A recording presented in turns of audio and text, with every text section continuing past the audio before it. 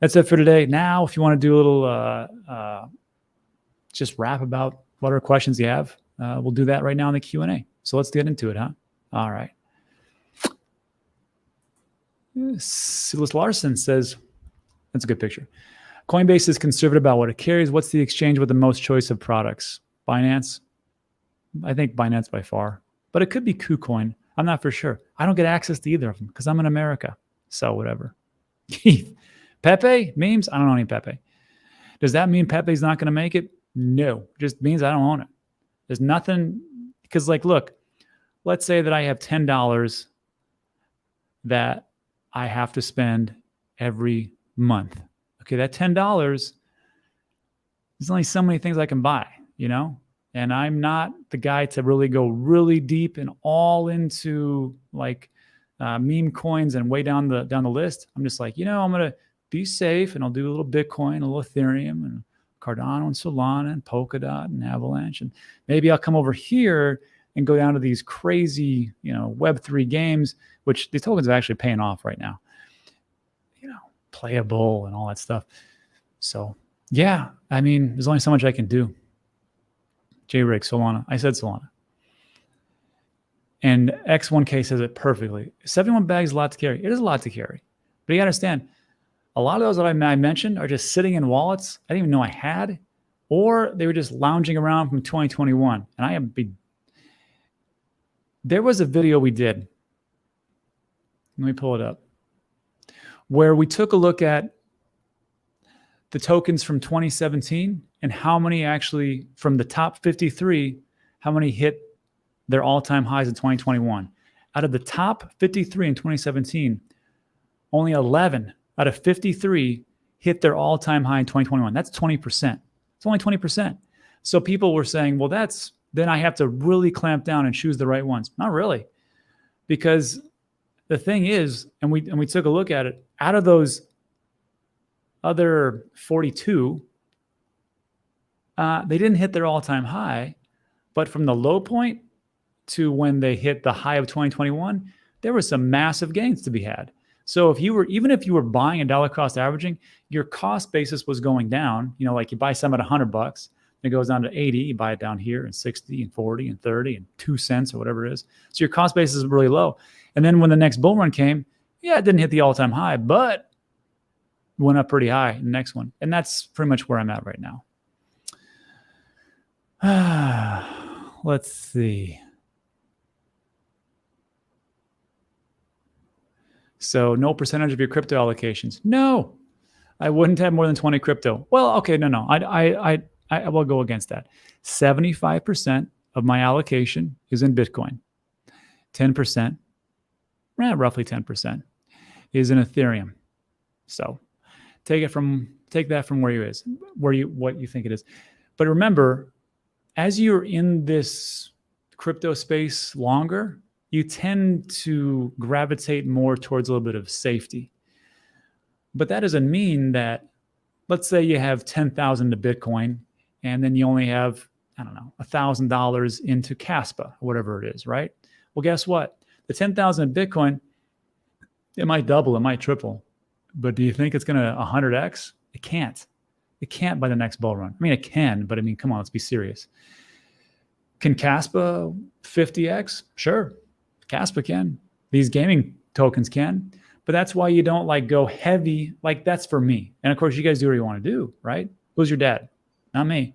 So whatever you want to do, where you want to put your tokens into or your money into, it might 30 or 40, 50x. But remember, for every different, low cap gem that's out there, a lot of these won't make it. How many cryptos are out there? There's over 5,000 different cryptos out there. And I know people will bombard you with, well, this one, mine went up and this one went up. Of course that went up. That's the one that you're focusing on. Let me take a look at the rest of your portfolio. How many of the other ones suck that you didn't tell me about? Liar.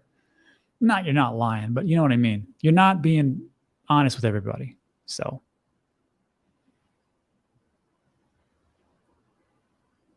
Nikki says, Rob, I wonder if you took a little time to set up some sell orders for much of your assets to make sure you don't miss out on any problems moving forward. No. And I know people will say, well, you should do that. You should set up the sell orders. I can do that, but guess what that means? That means I have to take it off of my cold storage device and I have to send it over to an exchange, and I don't want to do it. I don't. It's just as simple for me to wake up and go, wow, like I just did this yesterday. Woke up and I was like, wow, there's a lot of in the green. Maybe I should take some profits off the table. 1%, 2%, something around there, just so I can get that muscle memory. Very simple to do. I got this great wallet. It's called TANGEM. I don't know if you heard about this, but when I want to send something, I open the app, I hit the button, and I do this, and then it's there. And then I sell it. That's it. And then, but people say, well, Rob, you're going to miss it. Again, I appreciate your concern for my economic well-being, but I'll be okay. And I have a plan. And that plan, you can see quite clearly. There's a link in the description. There's a title. It's at the very top. It says, when I'm going to sell 80% of all my crypto, here's the indicators I'm looking for. And you'll know it because I'll do a video about it saying I sold 80% of my crypto. That's it. Tony Begg, you can put your Caspa on TANGEM. Yes, you can. And that's where I have a decent amount of my Caspa. Because remember, I've got I got a TANGEM, a Ledger, and an Elipal. And then also, I didn't know this, but they just added, I don't know if they just added, but somebody asked me a question, can you put Pith on TANGEM? Yes, I just did it today. So I don't have to hold it in my Phantom wallet. Marty says, Rob, don't keep that card in your wallet. Scammers can scam that card since it's got the tap feature. Exactly. That's just it. Like people say, well, I'm going to, like I have 4 cards in my phone. I'm not going to show you what they are, but one is my driver's license. We'll say that. And the other 3 are just like credit and debit cards. I don't care if people get that. But this, are you out of your mind? Why would I keep it in there? Like, and then another thing I was thinking to myself, is there something that I have to do? Like where I'm out at, I don't know, I'm out at Costco or something, picking up another 10 pounds of steak and bacon. And I'm like, I really got to transfer that Bitcoin. I better do it right now at Costco. Thankfully, I got this card. No, I don't. I don't need to do that. This stays in a secure place. And that's just one of them. The other one's not even in this. It's not even in Puerto Rico, the other one.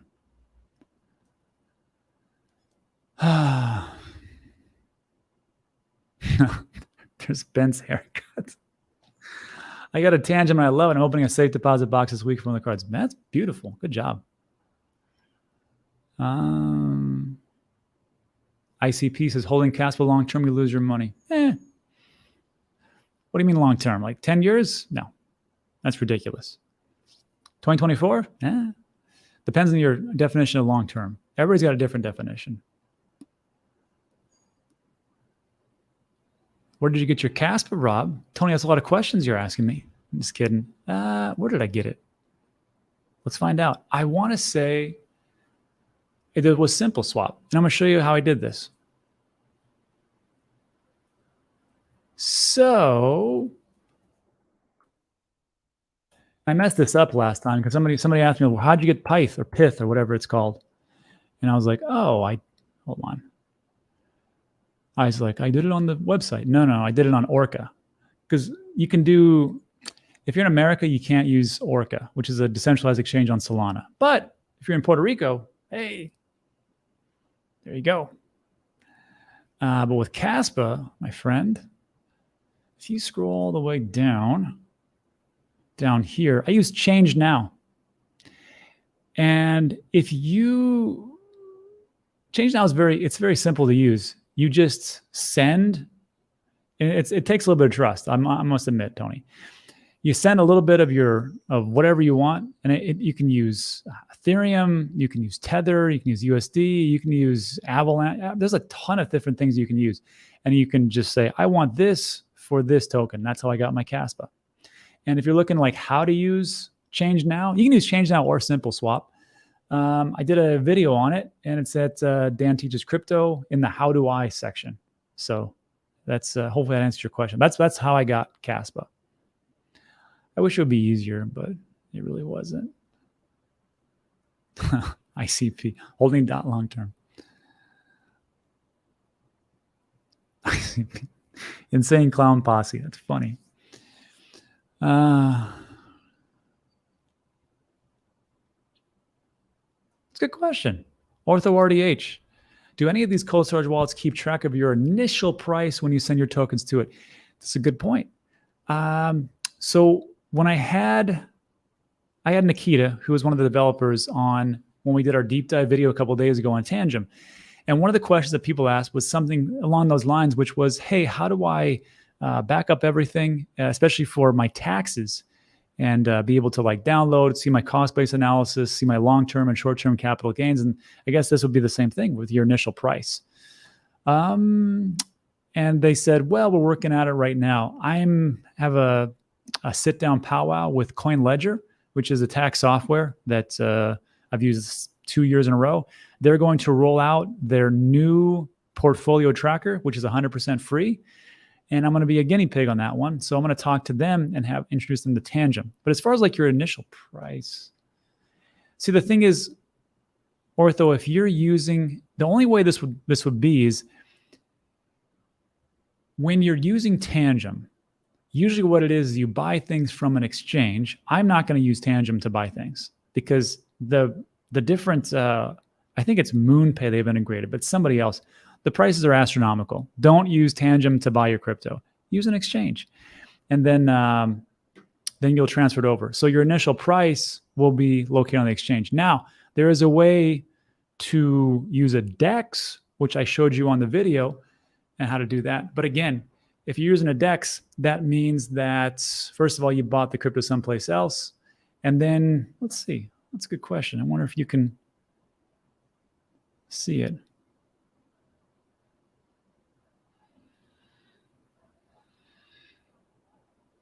I have to look at it.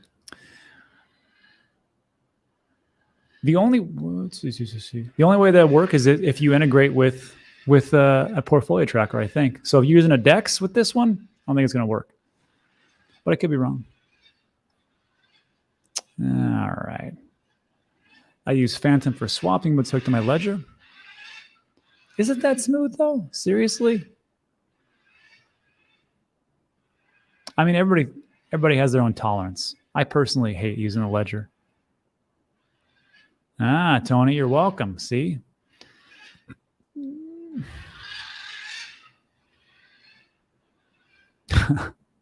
well, now we know we made it when we actually do want a crypto access at Costco. Yeah. Rob, do you have a video on how to actually put money from exchange into your actual bank account? Every exchange is different. Coinbase is very easy. Like when I sold my crypto, it transfers into US dollars, and then you just hit the button where it says transfer, and then your bank accounts, which is connected to your exchange, and it transfers the cash over to your original bank account. That's it. It's a wire transfer, so it takes 1 to 2 business days, but yeah, it's pretty easy on that one. If you're talking about KuCoin and Binance and GetBit and BitHum and all that stuff, I have no idea. I can't have access to those. Mark says, I didn't buy the 3rd card because I didn't want to have to keep track of 3 cards. 2 was enough. Good enough. Mark, I have 2 cards. I have 2 cards. I didn't buy the 3rd one because I fat fingered it when I was doing it. First Coast Crypto says you can with a VPN. So shout out to Meme because she sent me the terms and conditions for 1inch. And 1inch clearly states that you cannot access 1inch, which is the decentralized exchange, if you are in the United States and if you are in Puerto Rico. So if you do that, that of course is on you, which means that they could, I don't know actually what they could do to you, honestly, because it's not like you're going to hold your crypto there, but I guess they could report you. I don't know. Meme, help me out on this one. I mean, let's say that you're an American citizen and you're like, you know what, forget it. I'm just going to do it anyhow. I mean, is that like, what are they going to do? Could Gary come out of hiding? Moonwalker says, hey, Rob, do you think a Bitcoin ETF approval would create more of buying pressure or selling pressure? There's arguments for both. A lot of people lean towards a lot of buying pressure, but some people said there could be selling pressure because, let's be honest, BlackRock is not the good guys. They are the heavy manipulators. And I think it would behoove them to actually crash the price to get it on a lower point. So when their customers come in, they could say, look, yes, this product is down 20%, but the all-time high was this. So that could be it. But on the same token, you could say, let's say Bitcoin goes to 50,000, there's like a big buying pressure. They could say, look, it's at 50,000 now. The all-time high is $67,000. There's a gap here. Let's just do, 2-3% of your portfolio, 1 to 2%, and you're going to do pretty well because we think it's going to go at 100,000 because it's going to be new Bitcoin halving. Either way. But the great thing about it, and we talk about this, is if you just look at the long term, it doesn't really matter. If they come out and say, if there is buying pressure, great, price goes up, portfolio goes up, everybody's happy, right? If there's selling pressure, great, price goes down. Guess what that means? You get to buy more at a cheaper price. And then, of course, the halving actually comes in because if they do get approved, I think it'll be happening in January along with ARK and everybody else. That means you got January, February, March, April until the Bitcoin halving, and then until the end of 2024 to where you can buy a little bit cheaper Bitcoin. In 2025, we're off the races. And especially with Feds cutting rates. Oh, that's pretty cool. Chris says, random, but I got ChatGPT to write me a poem with my seed words, and it's really good. I know it by heart now. Interesting. That is interesting. All those pictures that I showed you, that was all on, like, I have ChatGPT on my phone. I have the upgrade, so I can actually I click on it and I can talk to ChatGPT. And I said, make me a picture of a bull riding a bear. And I just did it. It was on my phone and I uploaded it to Twitter. Very nice. Banners Broker says, hey, Robin, tell which month you're doing DCA. Really, this one comes down to time and risk bands. And you'll know what I'm talking about when you watch that video. The link's in the description. But just to give everybody a sense of what I'm talking about, let's sneak into Ben's website and into the Cryptoverse. And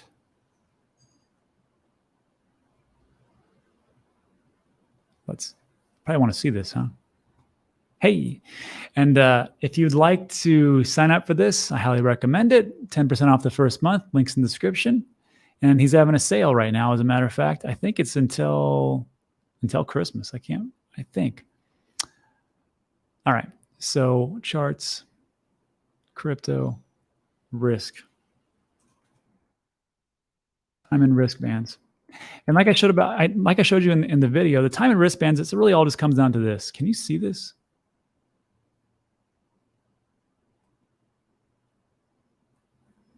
There we go. So there is the time in, of course, these risk bands, or a time period of when Bitcoin stays in there the longest. You can see over here that 0.9 to 1.0, that's when things get overheated. There's only 18 days that's ever happened. 18 days. 0.8, 0.9 is 80. 0.7, 0.8, 125. Around 0.75, I'm stopping dollar cost averaging Bitcoin. What's the point? I know, Michael Saylor was going to buy every day. He said he's going to buy the bottom, buy the tops. He can do that, but I'll probably lay off it. And then to give you there's two things I want to show you. Price. Look at this. Remember that number? 0.9 to 1.0, only 18 days. Look at the days. Can you see this? It's not perfect, but 57,000, I'll take that. How about over here? 19,500 in 2017, roughly the top. 2013, same thing. Well, double top, but hey, what do you do? And you can do that for Bitcoin, ETH, ADA, BNB, Solana. Now, there's less data points for those, so just be aware. And then, of course, if we're going to come over here for dynamic DCAing, here's an example. So let's say you start at 0.7, 0.8. For some reason, you got in late. That's okay. You put in $50 a week. But then as it starts to, hey, there you go. And look at 0.6 to 0.7, which means that the price is actually decreasing, so it gets less risky. So you're like, well, it's less risk. I'll put in 60. Then there's less price, 70. Then, of course, 0.4, 0.3. So at the point when it gets to 0.0, 0.1, which has only been 134 days in the 13, 14-year history, whatever it is, you're really going heavy. That is called dynamic DCAing. And the same thing works in reverse. So I hope that answered your question. And then, of course, which month? I don't know which month because it has to show me. It has to show me the indicators. And then, of course, Pi cycle top would be very nice. And take a look at the MVRVZ score. You know what those are? Let me show you. So look at this. There's this website. Looking at Bitcoin.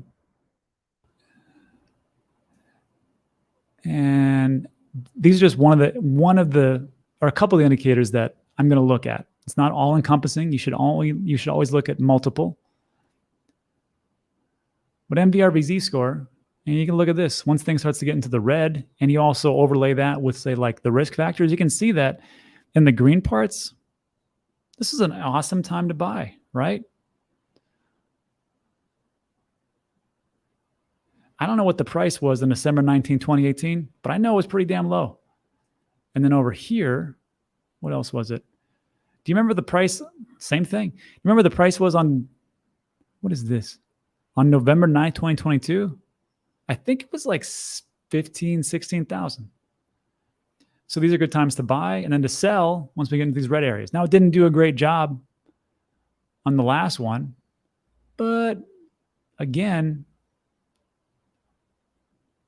February 18, 2021, I want to say it was like 56,000. Correct me in the comments section. And over here, December 8, 2017, pretty good time. Then over here in 2013, still pretty good time. So there's that one. And then let's look up, well, multiple. Again, colors. When you start to get in the red, time to think about selling. Didn't do a great job here, but it did a great job beforehand. Again, that's why I take these and the time and wristbands. There's a couple of other ones that you can find. So that's where I'm going moving forward.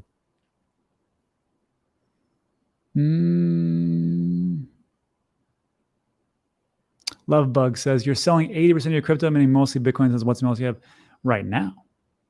You have to understand, when we get in 2024 and 2025, do you really think that the Web3 gaming tokens are going to be worth what they are today? I expect the altcoins to massively outperform and become a higher percentage of the value of my portfolio as time goes on. I just gave you 71 reasons. Are they all going to make it? No. So does that mean that that's the end all be all? No, but I'm going to sell a lot. And people will say, you should never sell Bitcoin. Look, they're right. If somebody comes out and says, hey, you know what? We're going to have multiple countries using Bitcoin. It's going to be the reserve currency for the globe. And we're going to all start adopting it. That's great. Until I see that, I still think things will get overheated. People will get over their skis. They will buy too much and it will crash fantastically. I could be wrong, but hey, if you think of it this way, if you believe that Bitcoin, which it could be like the next reserve currency, 20% of what I have right now will put me in the 0.001% of the entire world population. So I don't really care. All right. Well, maybe not that high. That's a little bit boisterous. I shouldn't say like that.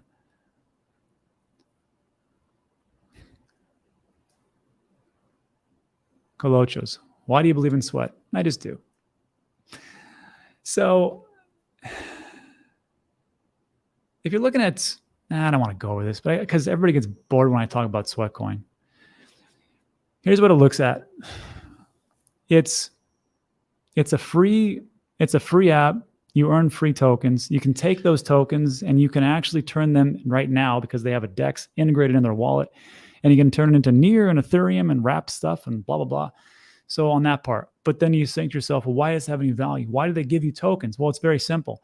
You're on YouTube, you're on social media, it's free, right? Yeah, it means you're the product. It's the same thing with the app. They're going to serve you ads. They're going to serve you different products that they have partnered up with these different places. And at some point, you're going to buy something. Not all of you. I personally have bought like some headphones, and I forgot something else I bought. And I just think like it has value right there. On top of that, if any, like, let's say, I don't know, your insurance company wants your types of data for your activity and you could sell it to them, that'd be very valuable as well. There's a couple of different other reasons, but that's just to scratch the surface. Also, it's built on Near and seems to work out pretty well. Probably I do not have a bird. Simple swap is the best. I thought Coinbase catch answer for ACH. There could be ACH, depends on how you sign up. What about DOT? What about DOT? I own some DOT.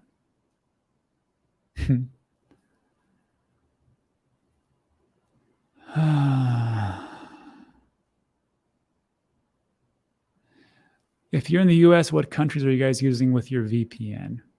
I usually set it to like UK or something. It's just me though, because it keeps everything in English.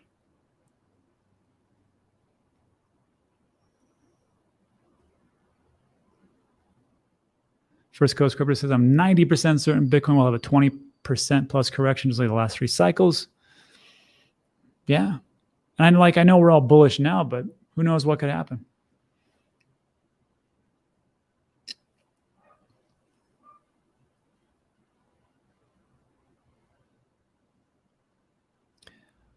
Would you say Tangem is easier to use than Ledger and I think he meant Tenor or Trezor? I've never used a Trezor. I know Guy Coinburo loves it, but as far as like a Ledger, much easier and much cheaper. And Tangem's been around since 2018, has never been hacked. So Ledger's never been hacked either. True, your personal data was hacked from their server, but on Ledger, they've never had any digital assets or crypto been hacked. And the same thing can be said for Tangem. So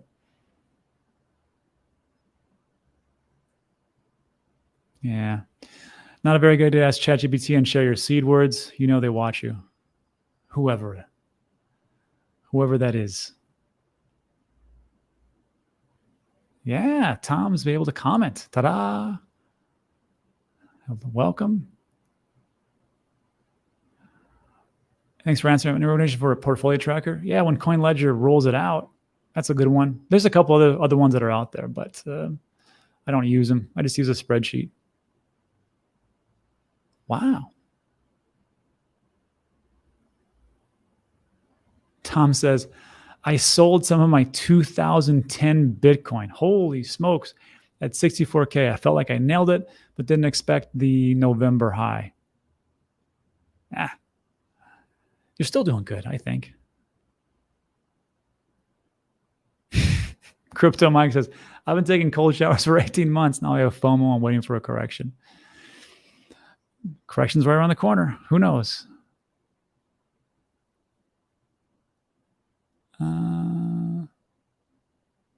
Hey, Rob, do you think we could see a double bottom before the Bitcoin halving? Anything's possible. I'm just hoping to get through December. Hey, Rob, what about Theta? What about Theta? Theta's doing great. I don't see I think they're ranked 53 or 54. Seem to be doing more partnerships, and they still, like I said, they're still building on what they've accomplished already. Google is one of their enterprise validators, for Pete's sakes. I mean, they're doing okay. Maverick says, Rob, do you think there will be a recession in 2024? Statistically, it should happen because everybody's expecting a pivot by the Fed in May. And we know that on average, we took a look at this. We took a look at all the recessions from 1966 moving forward. And we saw that once the Fed pivots, you usually have about 2 to 3 months before you hit an official recession.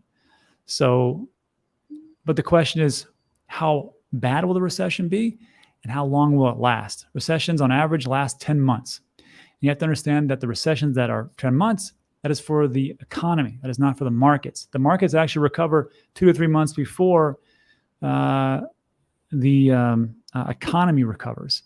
So the markets and the economy are two different things. So if you say like, well, let's say that they do it in May, then June, July, we start a recession in July. And then instead of having 10 months recession, let's say it gets done in 7 months. So July, August, September, October, November, December, January, February. So February of 2025 is when we get out of recession for the markets. March, April, May. Not bad timing. We'll see.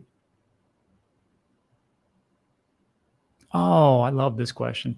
Will you shill Voyager this bull market? So, Matt, to answer your question, no. But I will say this.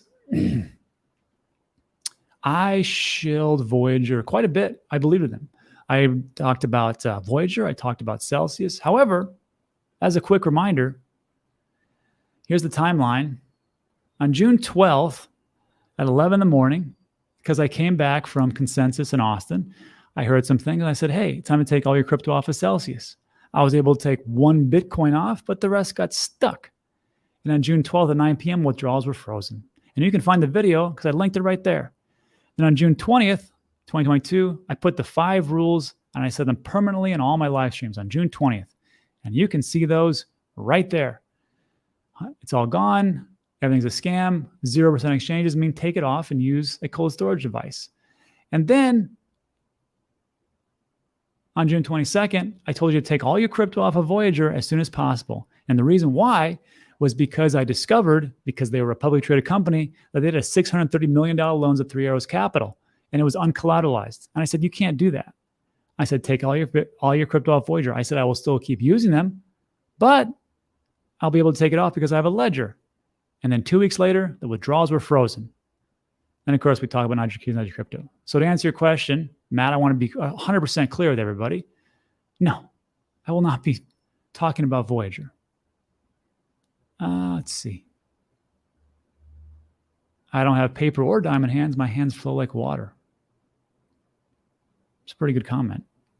That's how it should be. I was dying in this bear market. Meme's got a good point. Just because the exchange doesn't shut you out with geolocation doesn't mean they're saying, okay, for use it. Exactly right. And of course, Meme, let me ask you a question. What can they do to us if we are accessing it? Because let's say we do use a VPN. Not that I'm saying people to do that. That would go against terms and conditions. But what can they do against us as far as a DEX?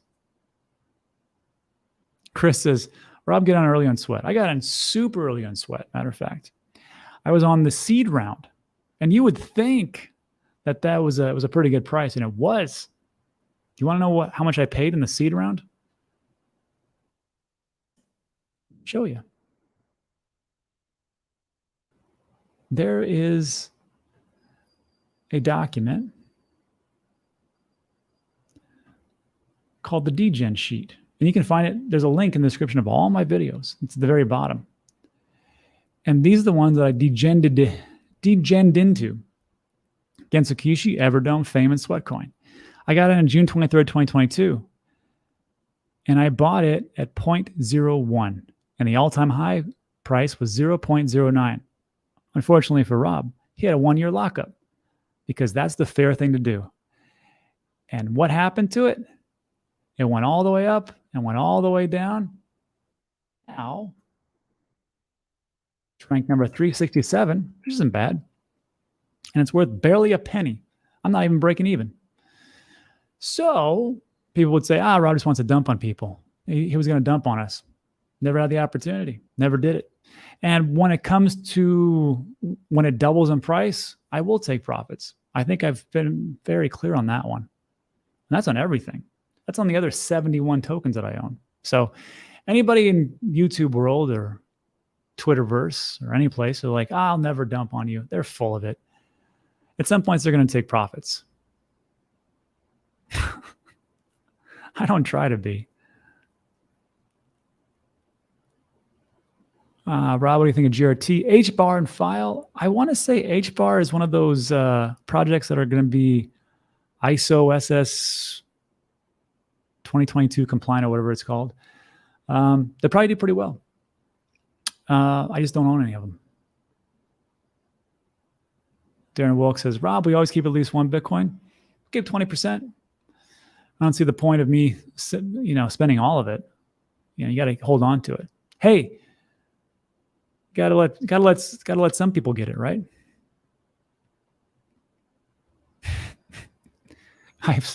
I sold my Bitcoin at $10 after buying 88K. You're close, pretty close.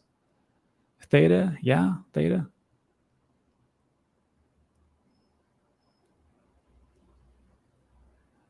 Zap Zoom, Cap Zoom. Can you pick 3 gaming related coins and do a deep dive, maybe by calling someone from the respective? Like we've talked about, we've actually already done this. Everybody, there's a website. Dan Teaches Crypto. It's free. I don't even spam you. I just send you an email when I upload a new video. But if you go to module 7, where it says gaming, we did a deep dive on Web3, what that is, with Yatsu. He is the head of Animoca Brands. Did it with Johnny Hustle. This was on September 21st. And we talked about Vulcan Forge, Immutable, Dubs, Echelon Prime, Gala. Stash, we mostly just went over like what Web3 is, what it's going to take. Kagi, we went over Ronin, Illuvium, Immutable X, GameSwift, Avagachi. These ones crushed it since we talked. And September 1st, just a couple of days later, I had Jesus on, and we talked about Gala, Ronin, Immutable X, Illuvium, Avalanche, Polygon, and Myria. And then we did it again just a couple of days ago. And we talked about studios and nodes. So just sign up for the website and go there. Or you can try to find them on YouTube. Guac on Solana. Yeah, I heard Guac's going to be a thing. DOT is undervalued? Yes, it is.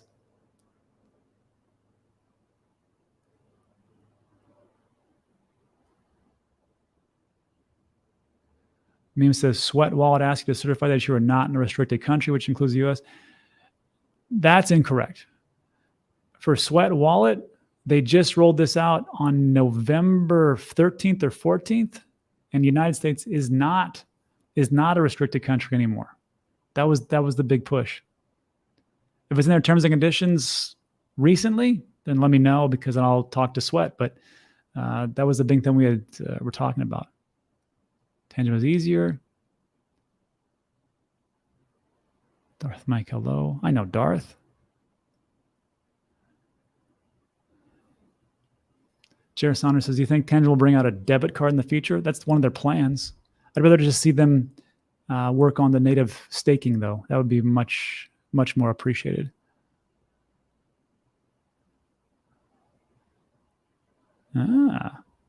Chris says, I'm not that stupid. I added another random 12 words to my seed phrase, and they are not in order either. Very nice.